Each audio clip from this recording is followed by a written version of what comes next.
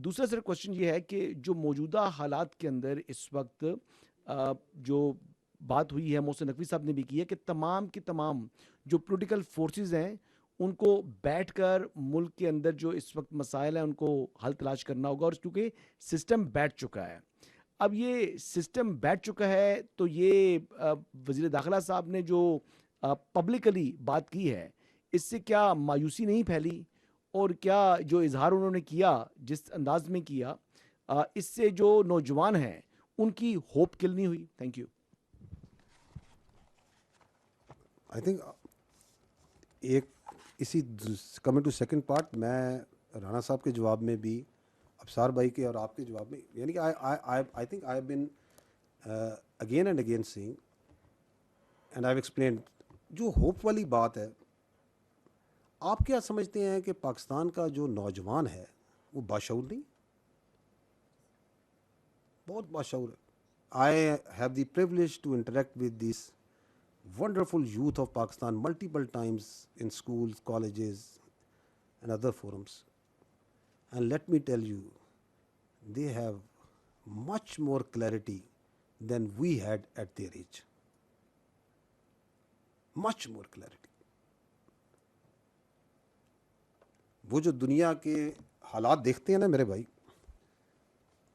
उन्हें रियासत की अहमियत का मुझसे और आपसे ज़्यादा अंदाज़ा है जो हमें उस उम्र में था। Their commitment to Pakistan, their love for Pakistan, their belief in Pakistan is very strong. And they understand, I think, because they are out and they have 50, 70 years ahead of them of life, what challenges they are facing personally in life and this country is facing. And their desire for a better change and a better future is much more stronger. So if someone is saying, and we are now openly discussing that yes, there is a need of change, तो I think मायूसी नहीं कहेंगे वो, perhaps I think कहेंगे देर आयद दुरुस्त आयद, ठीक है ना? Because they also, उनका स्टेक, मेरे भाई, उनके पास जिंदगी ज़्यादा है, उनके पास दहाइयाँ ज़्यादा हैं, और इसी मुल्क के नीचे उन्हें पता, उन्हें वो गाज़ा को नहीं देख रहे, उन्हें पता है रियासत क्या होती है, रियासत की जगह रियासत, उन्हें पता है पाकिस्तान के अलावा ना उनकी पहचान है, ना इज्जत है, ना औकात है। मैं हमेशा ये कहता हूँ, मुझसे ज़्यादा जानते, मैं जब भी इंटरेक्ट करता हूँ, एक चीज़, there multiple things that move you once you meet them, कि what great youth we have, what clear headed youth we have.